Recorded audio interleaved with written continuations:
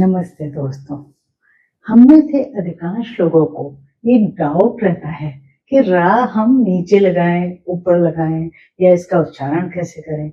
रा असल में है ही ऐसा अक्षर जो अलग-अलग तरह से अलग-अलग जगह प्रयोग में लाया जाता है।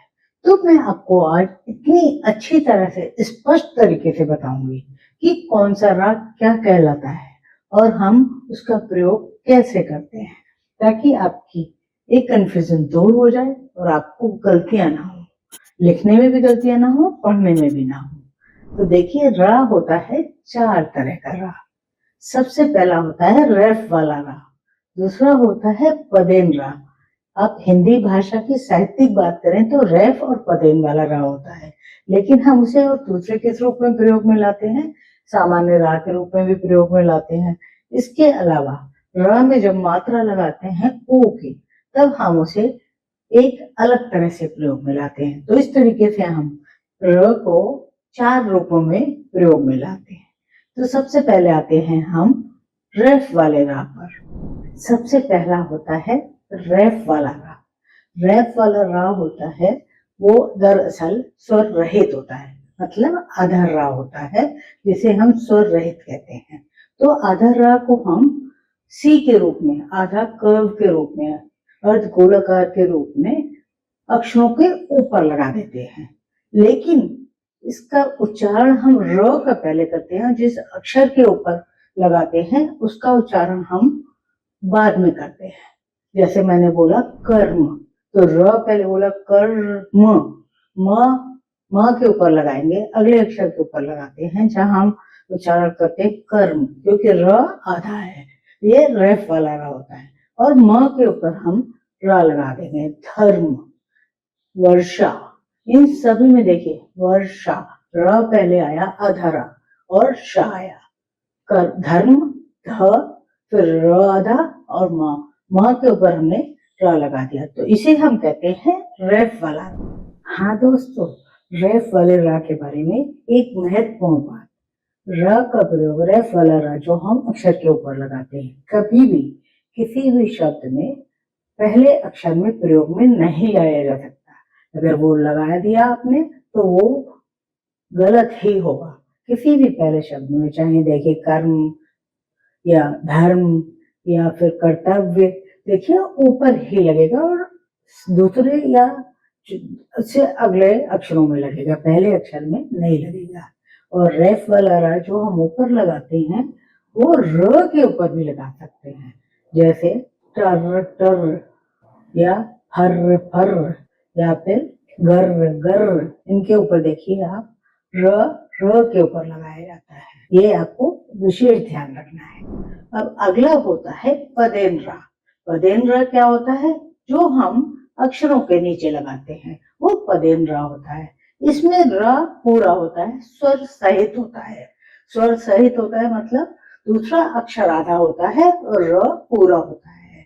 जैसे मैंने बोला भ्रम, तो हम इसे आधी लाइन, तिरछी लाइन के रूप में र लगा देते हैं, भ्रम। भ्रम में भ पहले बोला, र बाद में बोला। जिस अक्षर में लगाते हैं उस अक्षर को हम पहले बोलेंगे, र को बाद में बोलेंगे। इसमें क्योंकि भ आधा है, भ्रम, लेकिन देखने में ऐसा लगता है कि अक्षर पूरा है, र आधा है, जबकि वास्तव में र पूरा होता है, भ्रम। तो पदेन र नीचे लगता है। क्रम, क्रम में देखिए र नीचे लगेगा, क पहले बोला क्रम, ये र पूरा है, तो ये पूरा स्वर र का पूरा अक्षर होता है र, तो हम इसे पदेन रा कहते हैं। और कुछ उदाहरण बताती हूँ। जब मैंने बोला प्रणाम, तो प आधा है और र पूरा है, लेकिन हम प के नीचे जो तिरछी लाइन बनाएंगे वो र का उच्चारण है, प्रणाम। और पदेन रा एक दूसरे रूप में भी प्रयोग में आता है, जिसे हम उल्टे वी शेप में कह सकते हैं। उल्टे वी शेप में अक्षरों के नीचे लगाते हैं। ये उल्टे वी शेप वाले र को हम कुछ गिने चुने शब्दों के नीचे, शब्दों में प्रयोग में लाते हैं। प्रायः जो आधी पाई वाले अक्षर हैं उनके नीचे हम ये वी वाला, वी की उल्टे वी वाला र प्रयोग में लाते हैं, जिसे हम पदेन रा कहते हैं। जैसे मैंने कहा ट्रक, तो टा में हम तिरछी लाइन नहीं बना सकते, तो हम लिखेंगे ट्रक, तो नीचे उल्टा भी बनाएंगे ट्रक। या मैंने लिखा ड्रम, ड्रम में भी देखिए ड आधी पाई वाला अक्षर है, टा में आधी पाई वाला ट है ट्रक, ड्रम में आधी पाई वाला ड है, तो हमने ड्रम लिखा। मैंने लिखा राष्ट्र, तो ट है, ट के नीचे भी हम उस तरह नीचे आधे उल्टे वी वाला र बना देंगे, राष्ट्र बन जाएगा। तो इस तरीके से दो रूपों में पदेन र यूज होता है, एक तिरछी रेखा के रूप में, एक उल्टे वी के रूप में, आप समझ सकते हैं। तो इस तरीके से आपका ये दो रूप मुख्य रूप से र के हुए। और एक र हम सामान्य रूप से प्रयोग में लाते हैं। र अक्षर ऐसा है किसी भी शब्द के शुरू में भी प्रयोग में लाया जा सकता है, बीच में भी लाया जा सकता है और अंत में भी लाया जा सकता है। इसको हम किसी भी रूप में प्रयोग में ला सकते हैं। जैसे मैंने कहा राम, रथ, तो शब्द के शुरू में आ गया। अंतर, अंतर ध्यान कह देंगे तो बीच में हो जाएगा, अंतर कह देंगे तो र अंत में आ गया। मैंने लिखा मोर, तो बाद में हो गया, दरवाजा तो बीच में हो गया र। तो हम इसे हर रूप में प्रयोग में ला सकते हैं।